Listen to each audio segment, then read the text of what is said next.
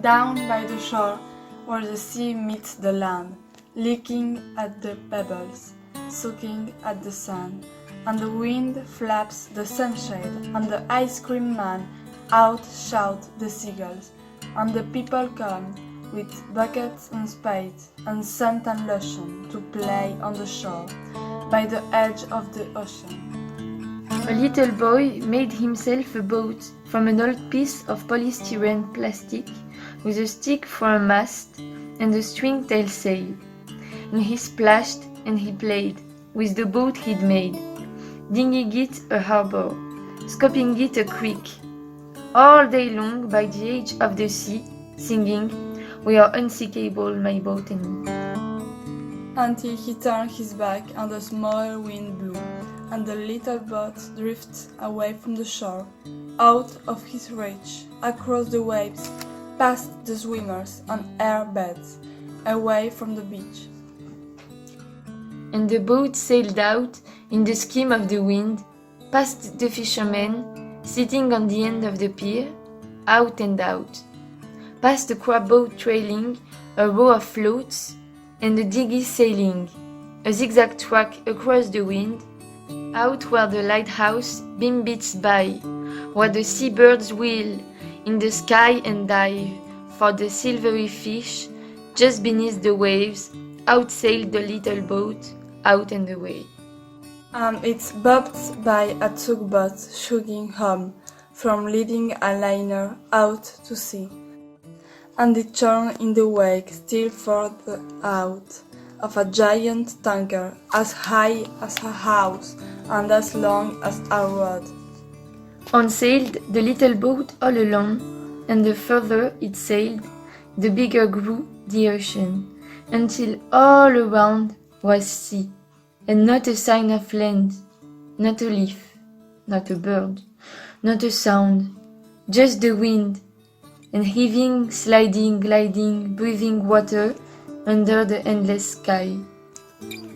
And hours went by, and days went by, and still the little boat sailed on, with once a glimpse of the light from an oil rig standing in the distance on giant legs, and sometimes the shape of a ship, like a toy, in the air, at the rim of the wall, or a bit of driftwood or rubbish pacing,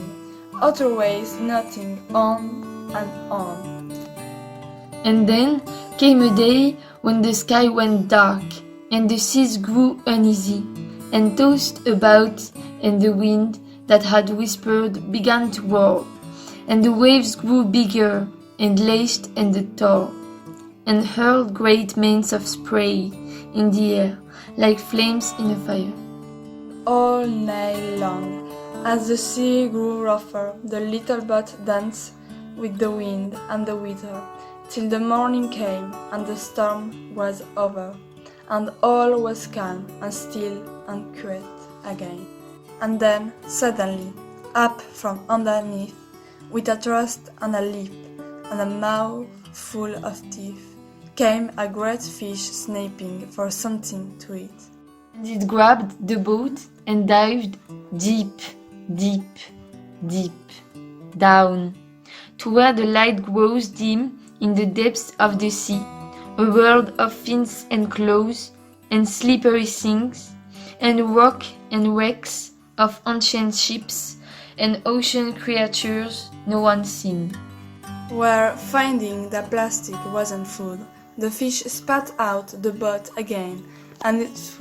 up it flew. Up, up, up, up,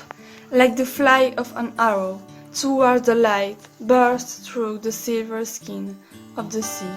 and floats on in the calm sunshine. Then a small breeze came, and the small breeze grew, steadily pushing the boat along. And now seabirds called in the sky again, and the boat sailed near, and another, and then, in the beat of the sun and the silent air, sound could be heard, waves breaking somewhere, and the sea swell curled, and the white surf rolled, the little boat on, towards land. And there, at the shore, where the sea breathed the land, licking at the pebbles, sucking at the sand. A child was standing, she stretched out her hand and picked out the boat